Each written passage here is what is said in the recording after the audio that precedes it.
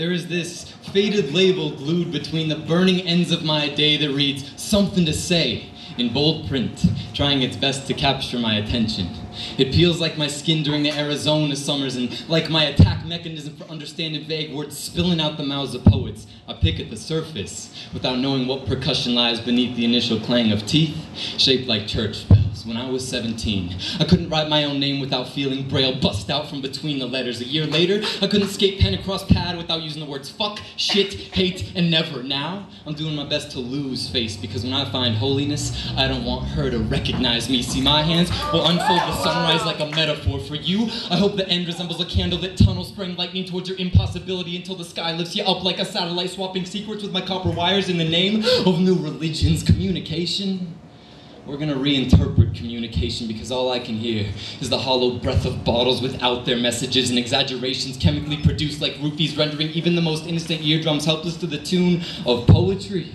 Spit for points. See, there's a fine line between mute and silent, so we are crawling towards the mouths of your unborn children with rags doused in all 6 senses to wipe away the anesthetic and cut loose tongues like firecrackers. Boy, this is where personal demons come to rumble, and my gloves are crashing like fault lines into the loaded gut of my irreplaceable memories. I've got 10-to-1 on my schizophrenia and my childhood dreams, on my struggle to love the way I know I can. So tell me, you want nothing more than to knock me backwards into a church confessional of your self-reflection and wrestle with broken mirrors. Do I have your attention? Yes. Please direct it this way, and let your rib cage hug your lungs, hug your throat, hugs your words tighter than a tattoo could ever dream to be a part of you that you wish to keep like a midnight dream of your love's face and the spaces between. Sunlight.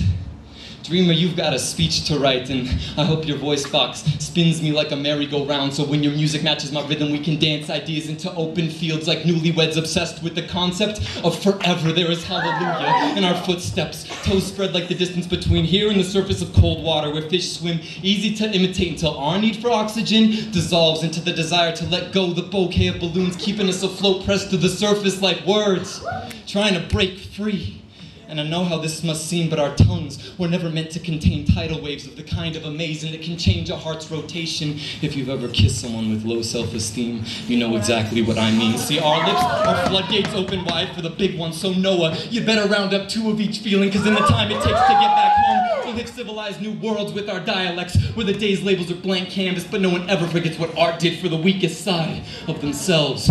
You are forked roads on the face of the ocean, mapping out constellations that haven't been written, deciding which direction will carry you to the depths of love, knowing one day rock bottom will find you, and you'll be ready for the big stage, armed with bullhorn and diary entries, mocking the fissures of your nightmares with cliffhangers built for sequels. And this is just the first of many.